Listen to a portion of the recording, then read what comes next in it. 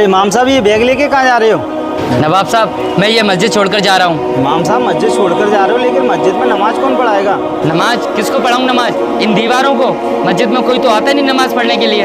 अरे इमाम साहब, इतनी बड़ी बस्ती है, लोगों को घर घर जाकर तबलीग कीजिए और लोगों को नमाज की दावत दीजिए। क्यों नहीं आएंगे लोग नमाज पढ़ने के लिए? अरे नवाब साहब, ये सब तो मैंने करके देख लिया। जोर में जाता हूँ तो बोलते हैं असर में आएंगे, असर में जाता हूँ तो बोलते हैं मगरिब में आएंगे। मुझसे वादा कर लेते हैं, लेकिन कोई भी नहीं आता नमाज पढ़ने के लिए।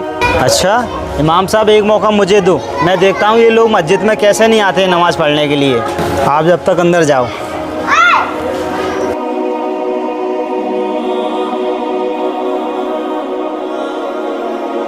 बस्ती वालों, नवाब साहब की तरफ से आपको इतला दी जाती है कि जोहर की नमाज में आप सब मस्जिद में आएँ। अगर आप मस्जिद में नहीं आते हैं तो आपकी लाइट और खेत में ट्यूबवेल के पानी को बंद कर दिया जाएगा।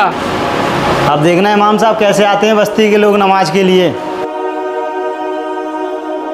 नवाब साहब ने ऐसा ऐलान क्यों लगवाया? अरे वाह, आप तो सब नमाज से 15 मिनट पहले ही आ गए। नवाब साहब, आपने ऐलान ही ऐसा लगाया, आने ही पड़ा सब काम छोड़ के। मुझको तो बहुत डर लग रहा था, इसलिए मैं सब काम छोड़कर आ गया। मेरे भाइयों, आप लोगों को क्या हो गया है? मेरा एक ऐलान लगाते ही आप मस्जिद में दौड़े चले आए कि आपका लाइट और पानी बंद ना हो जाए। इस डर की वजह से आप मेरे डर की वजह से मस्जिद में 15 मिनट पहले आ गए। आपको अल्लाह दिन में 5 बार बुला रहा है, आपको अल्लाह का कोई डर ही नहीं है। और अल्लाह ने तो आपको इतनी नेमतों से नवाजा है कि ज़िंदगी भर गिनोगे तो नेमतें ख़त्म नहीं होंगी, फिर भी आप अजान की एक आवाज़ पे मस्जिद नहीं आते। जज़ाकल्लाह नवाब साहब, आपने आज हमें सीधा रास्ता दिखा दिया। नवाब साहब, आज से हम सारे काम छोड़ के नमाज पढ़ने आया करेंगे। माशाअल्लाह, देखा है इमाम साहब। चलो नमाज का वक्त हो गया है, तब तक आप वुज़ू बनाकर आइए।